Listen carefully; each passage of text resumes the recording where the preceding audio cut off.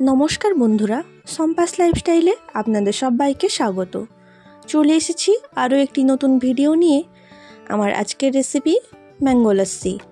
এই গরমের দিনে লস্যি খেতে ভীষণই ভালো লাগে, তাই আজ আমি ম্যাঙ্গো লস্যি বানিয়ে দেখাবো। তাহলে কেমনভাবে বানাই ভিডিওটি শেষ পর্যন্ত দেখতে থাকুন। ম্যাঙ্গো লস্যি বানাবার জন্য একটি আম টুকরো টুকরো করে কেটে মিক্সিং জারের মধ্যে নিয়ে নিচ্ছি। এরপর এটাকে ব্লেন্ড করে নেব। ব্লেন্ড করার পর এর মধ্যে দিলাম টক দই। 2 হাতা টক দই ইউজ করেছি।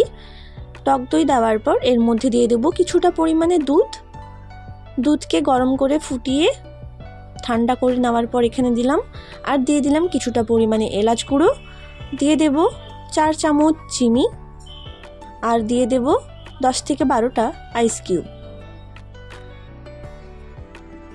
এবার এগুলো ব্লেন্ড করে নেব। ব্লেন্ড করে নিয়েছি। এরপর আমি 2টো গ্লাস নিয়ে নিচ্ছি। এবার এর মধ্যে ম্যাঙ্গো লস্যিটা ঢেলে নেব। লস্যিটা আমি থিক বানিয়েছি। ম্যাঙ্গো লস্যিটা থিক হলেই ভালো লাগে, তবে আপনারা যদি একটু পাতলা করে নিতে চান তার জন্য একটু দুধ মিশিয়ে নিতে পারেন। উপর থেকে দিয়ে দিচ্ছি কেটে টুকরো করে রাখা আম। এরপর দেব আমন্ড।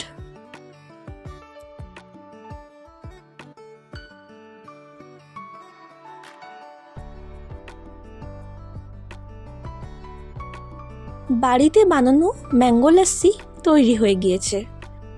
আপনারাও এইভাবে বাড়িতে অবশ্যই তৈরি করবেন, খেতে ভীষণই টেস্টি হয়। আর আজকের ভিডিওটি কেমন লাগলো কমেন্ট করে অবশ্যই জানাবেন। ভিডিওটি ভালো লেগে থাকলে লাইক, শেয়ার এবং সাবস্ক্রাইব করবেন।